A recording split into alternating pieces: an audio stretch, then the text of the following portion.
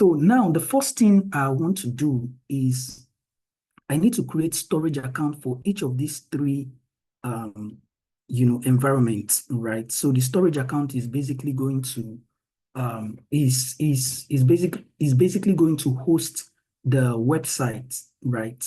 So and inside the storage account, we're going to have Azure Blob. Azure Blob is an object storage, right? So let me just go right in my um, account, and then I'm going to create a storage account.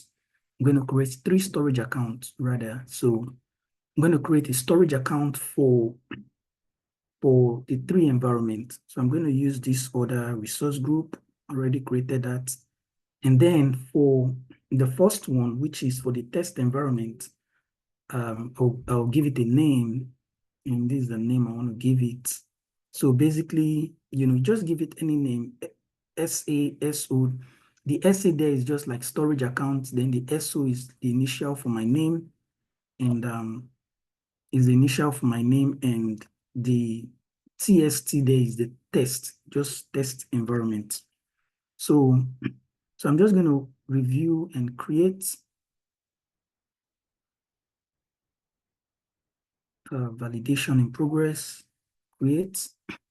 So you can see initializing deployment. So why is initializing the deployment?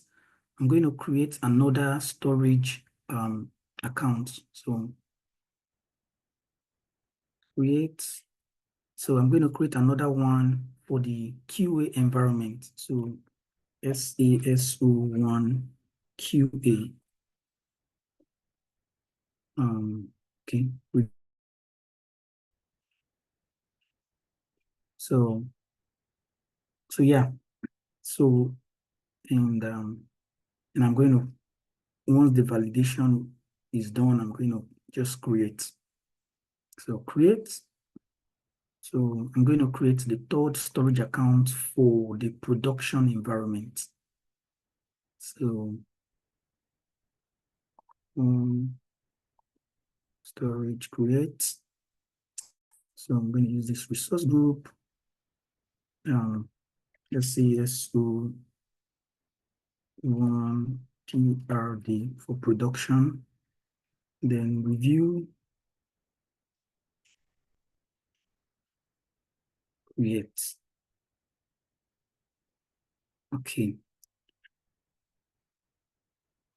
So deployment in progress.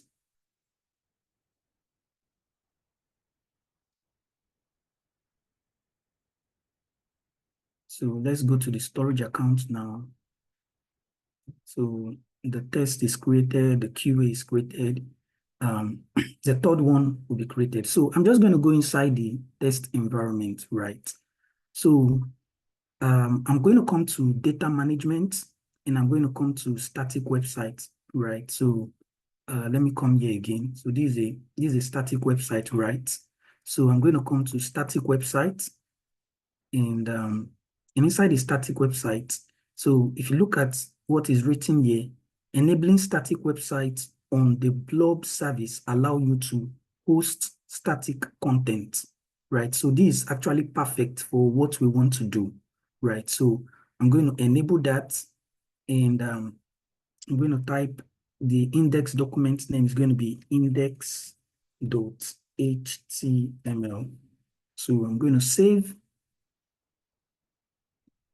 And once I save, it's going to give me this primary endpoint, right? So I'm going to copy that, and you can paste that on, on maybe a notepad, right? So I'm going to copy that and, paste. Okay, so I'm going to do the same thing for the other three storage accounts. So for QA, come to data management. Under data management, you have static website. Click on that and enable, and type index.html and save. And I have to copy the URL, the primary endpoint. Copy, and I will paste that.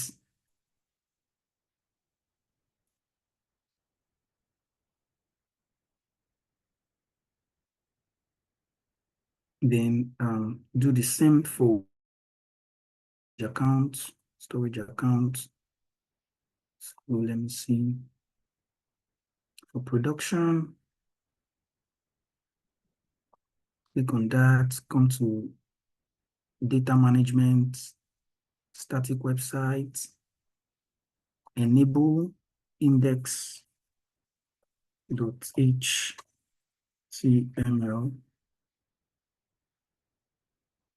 save, and then I'll copy the URL, primary endpoint. Then I'm going to save that also. Okay, so great.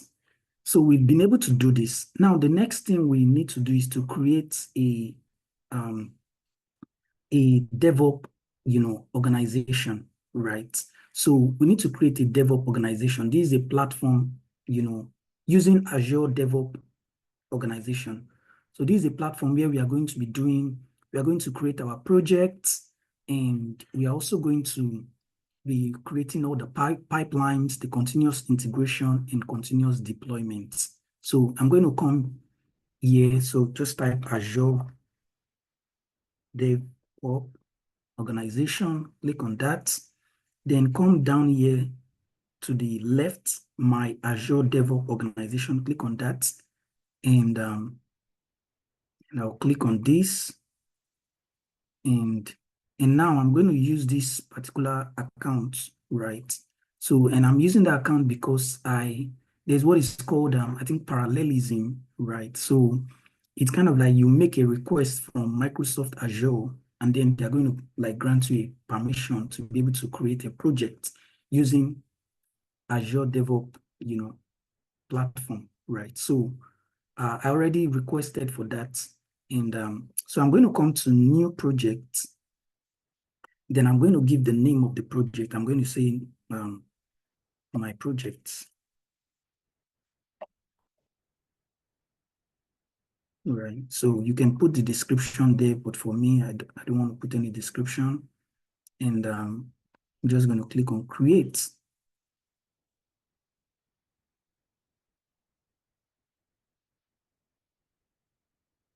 So now it's created, and you can see all the icons, the repos, and all that, the pipelines and all that. So yeah, so I'm going to stop for this video. In the next video, we'll continue.